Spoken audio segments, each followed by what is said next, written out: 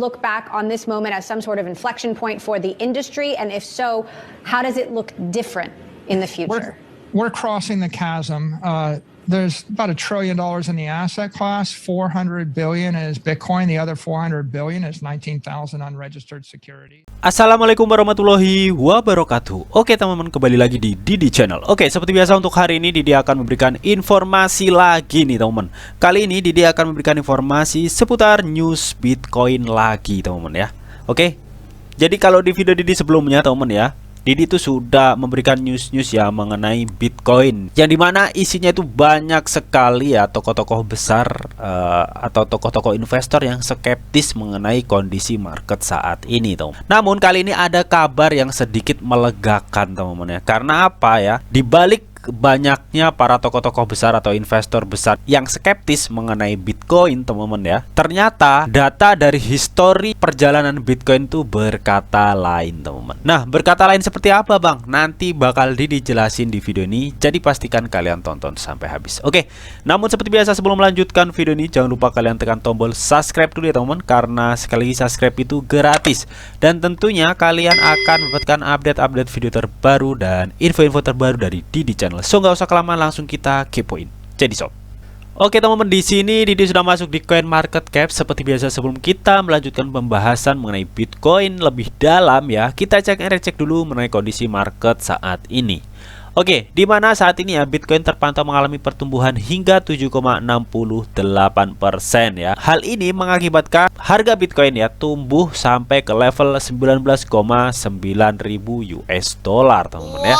Jadi ada kenaikan teman-teman. Nah, kalau kita lihat market rata-rata teman-teman ya, meskipun saat ini mengalami kenaikan ya, namun efeknya itu cukup tipis ya teman-teman ya, karena memang kenaikannya itu baru sedikit gitu teman-teman ya, 7-8%an lah ya untuk Bitcoin ya. Jadi kalau menurut diri pribadi teman-teman ya, untuk market saat ini tuh masih di ambang-ambang gitu teman-teman ya. Belum ada tanda-tanda untuk bullish gitu teman-teman. Nah, lalu ada info apa sih bang mengenai Bitcoin? Langsung kita kepoin.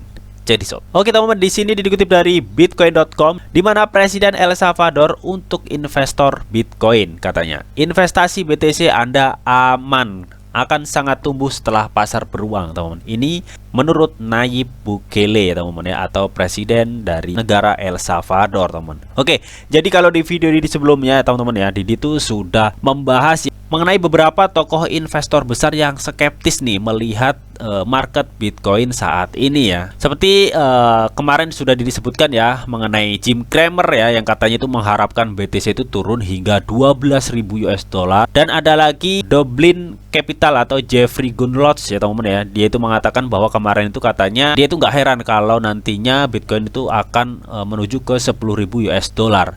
Dan ada lagi kemarin tuh Rich Dad Poor Dad ya, atau Robert Kiyosaki, yang mengatakan bahwa Bitcoin akan mencapai ke level 9.000 US dollar teman. Dan ada CEO Scott Minerd teman-teman yang mengatakan Bitcoin tuh bisa jatuh ke level 8.000 US dollar teman. Jadi itu beberapa para tokoh-tokoh investor besar ya yang skeptis mengenai kondisi market saat ini teman-teman ya. Dan mungkin masih banyak lagi yang skeptis ya yang nggak disebutkan teman-teman. Namun di sini dijelaskan ya, katanya Presiden El Salvador memiliki beberapa saran untuk investor Bitcoin teman-teman. Dia percaya investasi dalam cryptocurrency terbesar aman ya, dan akan tumbuh pesat setelah pasar bearish. Ini kata Nayib Bukele teman-teman ya, dimana salah satu Presiden El Salvador yang di tahun kemarin ya, dia itu sudah melegal tenderkan BTC di negaranya, atau bisa dibilang BTC itu bisa dibuat sebagai alat pembayaran di negaranya teman-teman. Saat ini teman-teman ya, El Salvador itu telah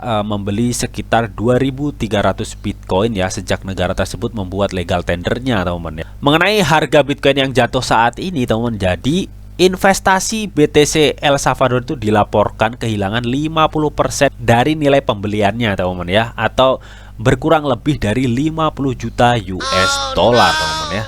Dan di sini ya, menurut tweet Bukele teman-teman ya, saya melihat bahwa beberapa orang khawatir atau cemas tentang harga pasar Bitcoin ya. Ini tweet Bukele pada hari Sabtu kemarin. Dia itu menguraikan nih, saran saya ya, berhentilah melihat grafik dan menikmati hidup.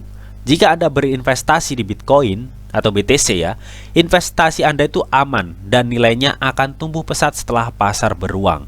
Kesabaran adalah kuncinya. Ini menurut saran dari Nayib Bukele ya, selaku Presiden El Salvador, teman-teman. Oke, dan bahkan ya di sini Menteri Keuangan dari El Salvador ya menepis kekhawatiran pekan lalu, karena memang banyak sekali investor-investor besar tuh yang skeptis melihat pasar Bitcoin ya. Namun di sini Menteri Keuangan El Salvador itu menepisnya, teman-teman. Dia itu menambahkan nih, ketika mereka memberitahu saya ya bahwa resiko fiskal untuk El Salvador karena Bitcoin sangat tinggi, satu-satunya hal yang saya lakukan adalah tersenyum, teman-teman. Oke, jadi memang benar-benar ini sudah diperhitungkan ya, dan sudah mungkin diriset oleh Menteri Keuangan dari El Salvador ya, mengenai histori Bitcoin atau perjalanan histori market Bitcoin saat ini, teman-teman ya. Jadi mungkin ini sudah diperhitungkan oleh Menteri dari El Salvador ini. Makanya dia itu hanya tersenyum ya melihat banyak investor yang skeptis dan banyak yang mengatakan katanya resiko fiskal untuk El Salvador karena Bitcoin mengalami penurunan yang cukup dalam, teman-teman. Jadi intinya di sini ya, untuk Nayib Bukele itu tetap sangat bullish ya terhadap Bitcoin, teman-teman ya. Makanya dia sampai menyarankan untuk para investor Bitcoin, teman-teman ya, katanya itu kuncinya adalah kesabaran, teman-teman. Karena setelah market beruang,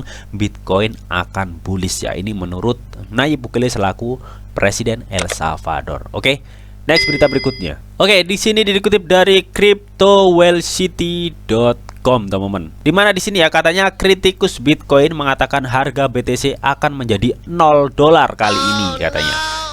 Jadi di sini dijelaskan nih, pembenci Bitcoin siap membaca berita kematiannya katanya. Tetapi data on-chain dan indikator lainnya menunjukkan kisaran harga saat ini bisa menjadi zona beli yang baik menurutnya ya, teman-teman ya. Oke, di sini Didi sudah masuk di Twitternya si Peter Script, teman-teman, di mana dia itu adalah salah satu kritikus vokal Bitcoin, teman-teman ya. Dia itu mengatakan jika Bitcoin dapat turun 70% dari 69.000 US dollar yang menjadi di bawah 21.000 US dollar, ia dapat dengan mudah turun 70% lagi menjadi 6.000 US dollar. Mengingat leverage yang berlebih di kripto, bayangkan penjualan paksa yang akan terjadi selama aksi jual besar-besaran ini. 3.000 US dollar adalah target harga yang lebih mungkin katanya. Jadi Peter Script ini yang memprediksi Bitcoin itu katanya akan turun hingga 3.000 US dollar, cuy ya. Gila apa ya? Ini prediksi ini melebihi dari prediksi Jim Cramer, Robert Kiyosaki ya, Scott Maynard dan Jeffrey Goodsluts ya. Jadi prediksinya mereka semua itu kalah dengan Peter Script ini, teman ya, yang benar-benar dia itu skeptis banget terhadap Bitcoin, teman. Namun apakah benar seperti itu? Di sini dijelaskan nih, katanya salah satu metrik yang secara harmonis berfungsi sebagai tingkat dukungan yang solid ya untuk Bitcoin adalah rata-rata penggerak MA 200 mingguan ya. Seperti yang ditunjukkan pada grafik berikut ini yang diposting oleh analisa pasar Rex Capital, teman. Oke, jadi di sini menunjukkan, teman ya, ini adalah candle chart dari si Bitcoin, teman-teman. Dimana jika kalian perhatikan ya, ketika market Bitcoin, teman-teman ya, dia itu menyentuh MA 200 mingguan, teman, atau 200 week ya, atau bahkan menyentuh lebih bawah dikit, teman-teman ya, dia itu akan mengalami kenaikan, teman-teman. Oke. Dan setelah dia all time high, dia turun nih. Dan ketika menyentuh di level MA 200 mingguan atau 200 week ini ya, yang terjadi dia mengalami pemantulan lagi ya. Dan ini seterusnya, teman. Di sini Bitcoin juga menyentuh MA 200 ya, bahkan lebih dalam lagi, teman-teman. Namun apa yang terjadi, dia malah mengalami kenaikan yang cukup tinggi, teman. Dan kali ini, teman-teman ya, dia itu sudah menyentuh MA 200 week ini, teman-teman. Namun di sini belum, teman-teman ya, karena ini memang Bitcoin masih di level 30.000 US dollar. Namun kalau saat ini ya, si Bitcoin sudah berada di sekitar 19.000, otomatis ini sudah menyentuh di area MA 200, teman-teman. Dan bisa jadi ada kemungkinan ya akan terjadi pantulan lagi, teman, meskipun nggak secara langsung, teman-teman ya. Karena apa? Kita juga mengingat kondisi market saat ini, teman-teman. Jadi ini mungkin yang dimaksud oleh artikel ini, teman-teman ya, bahwa katanya pembenci Bitcoin itu siap membaca berita kematiannya, katanya. Anjir ya. Oke, jadi memang untuk penurunan Bitcoin saat ini tuh menjadi pro kontra tersendiri, teman-teman ya, buat para kalangan investor, teman. Banyak yang skeptis saat ini ya, karena memang saat ini kondisinya market sedang bearish parah, teman-teman ya. Dan kejadian saat ini tuh sudah dialami Bitcoin di sebelum-sebelumnya ya. Tepatnya itu di tahun 2018-an, teman-teman ya, setelah 2017 Bitcoin tuh sempat menyentuh 270 juta ya, dan longsor hingga ke 45 juta rupiah. Oke, jadi itu cukup fantastis untuk penurunannya teman-teman ya. Oke. Nah, di sini teman-teman pada tanggal 18 Juni teman-teman ya, CZ Binance tuh mengingatkan para investor sepertinya teman-teman dengan meretweet dari akun mendokumentasikan Bitcoin teman, dari akun Twitter ini nih ya. Dia itu men-tweet nih, hanya data bukan emosi katanya teman. Oke. Jadi intinya di sini CZ Binance tuh mengingatkan para investor ya teman-teman ya. Jangan melihat market crash besar saat ini, tapi lihatlah secara data atau detail ya, atau sejarah pergerakan Bitcoin itu seperti apa teman-teman. Oke, jadi langsung kita buka aja teman-teman ya. Nah oke, di sini teman-teman ya, pada tahun 2011 ya, Bitcoin itu turun di bawah 20 dolar teman-teman ya, Juli bulan 9 2011. Dan di sini ya, pada tanggal 14 Januari 2015 ya, Bitcoin itu turun di bawah 200 dolar teman-teman ya. Ada lagi ya, pada tanggal 17 Juli 2017 Bitcoin itu turun hingga 2000 US dollar ya. Ini dari media Bloomberg teman-teman. Dan yang terbaru di sini pada 18 Juni 2022 Bitcoin itu turun di bawah 20.000 US dollar teman-teman. Artinya apa? Artinya siklus Bitcoin itu memang seperti itu teman-teman. Setelah mengalami kelongsoran teman-teman, kalau kita melihat dari historinya di sini ya, dari 20.000, 20 dolar, 200 dolar, jadi 2.000 dolar, dan jadi 20.000 dolar ya. Meskipun ini adalah berita penurunan harga Bitcoin teman, kalau kita perhatikan dari nominal Bitcoinnya ya, semakin kesini semakin naik teman-teman. Jadi artinya meskipun ada penurunan seperti ini teman-teman ya, Bitcoin itu masih cenderung ada kenaikan ya. Oke, jika investasi long term ya. Michael Saylor sendiri juga mengingatkan ya, ketika kalian tidak bisa menahan Bitcoin selama 4 tahun, kalian itu bukan investor teman-teman. Oke, dan dia itu adalah salah satu orang yang sangat bullish banget ya terhadap Bitcoin teman-teman. Jadi inilah yang dimaksudkan CZ teman-teman ya, dengan meretweet dari dokumentasi Bitcoin ya, dan dia bilang hanya data bukan emosi katanya teman-teman ya. Maksud CZ itu kalian tuh harus melihat histori Bitcoin sebelumnya seperti apa ya.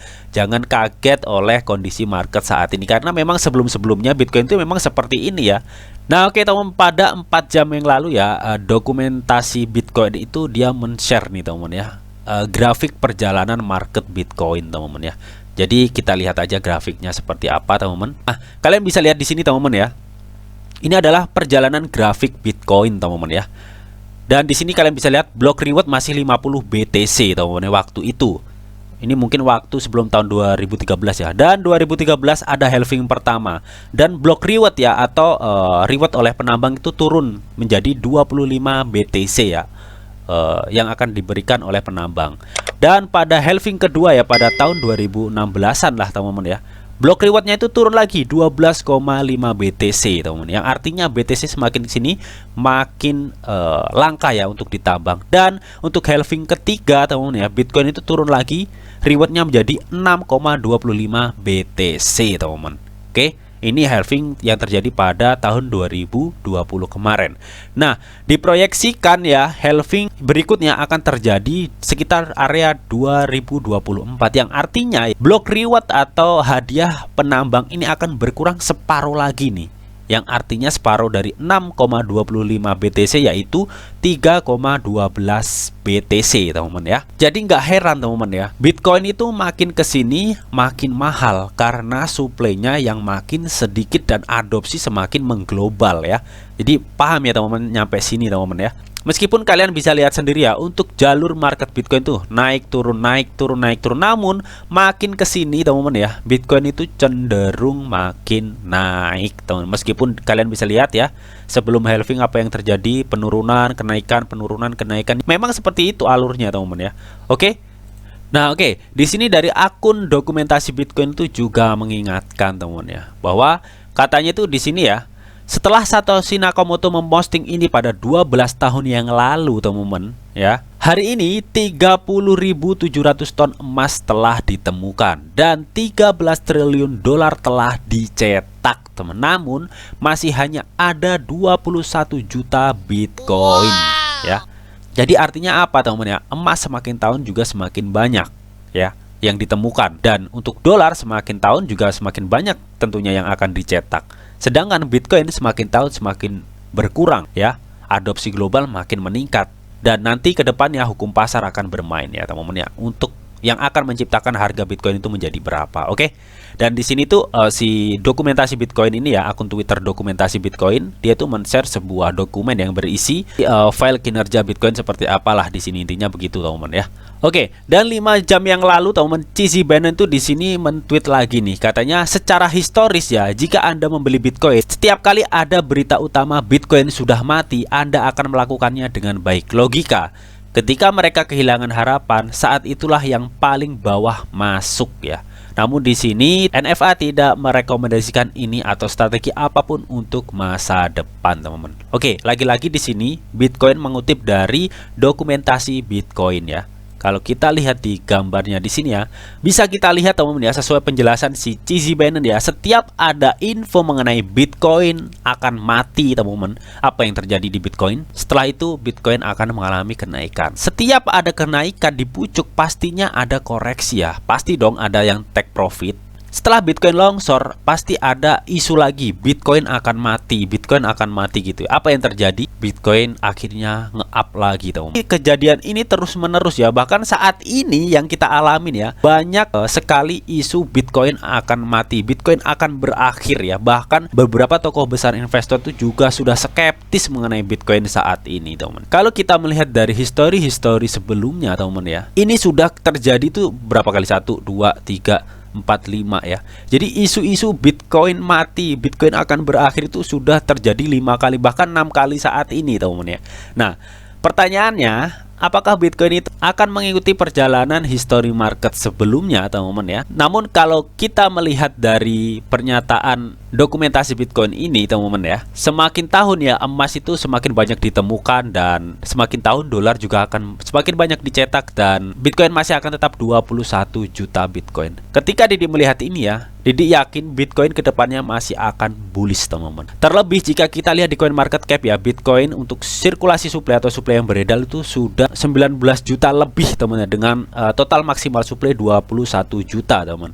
Yang artinya kurang dari 2 juta ya Bitcoin itu sudah full beredar semuanya untuk sirkulasi suplainya teman. Jadi ada kemungkinan halving di 2024 ya, di 2025 ya, ledakan besar kemungkinan akan terjadi teman. Oke. Nah, oke, yang terakhir teman ya, dikutip dari dokumentasi Bitcoin juga teman ya. Di sini seller tuh diwawancara lagi teman ya, menanggapi kondisi market saat ini yang mengenai Bitcoin. Dan di sini apakah Anda mempertimbangkan untuk membeli lebih banyak Bitcoin dengan harga ini ya? Seller tuh menjawab, ya kami akan terus membeli lebih banyak, katanya teman ya. Jadi ini adalah video isi wawancaranya teman ya. Oke. Dokumentasi Bitcoin ini juga menyebutkan ya bahwa di sini ya, suplai Bitcoin itu tetap 21 juta Bitcoin ya. Dan sedangkan emas makin tahun juga makin banyak ditemukan, sedangkan dolar makin tahun juga banyak yang dicetak gitu teman-teman. Oke. Dari situ kita bisa menyimpulkan ya, ketika terjadinya demand tiba ya, atau masa recovery tiba ya, harga Bitcoin bisa ke puncaknya bahkan lebih teman-teman. Itu menurut prediksi Didi. Oke teman-teman. So, namun tetap di sini tuh ada disclaimer on bahwa untuk trading dan investasi di dunia cryptocurrency itu sifatnya sangat berbahaya atau sangat-sangat beresiko tinggi teman-teman. Jadi, bijaklah kalian dalam mengelola atau memanajemen keuangan kalian. Semua keputusan yang kalian ambil adalah tanggung jawab kalian masing-masing. Di sini Didi hanya memberikan informasi yang Didi tahu untuk kalian semua. Oke, mungkin itu aja yang bisa Didi sampaikan di video ini. Semoga bisa bermanfaat. Jika kalian suka video ini, jangan lupa kalian klik like, share, comment, and di subscribe teman-teman, karena sekali lagi subscribe itu gratis, dan tentunya kalian akan mendapatkan update-update video terbaru dan info-info terbaru dari Didi Channel. Oke, sampai jumpa.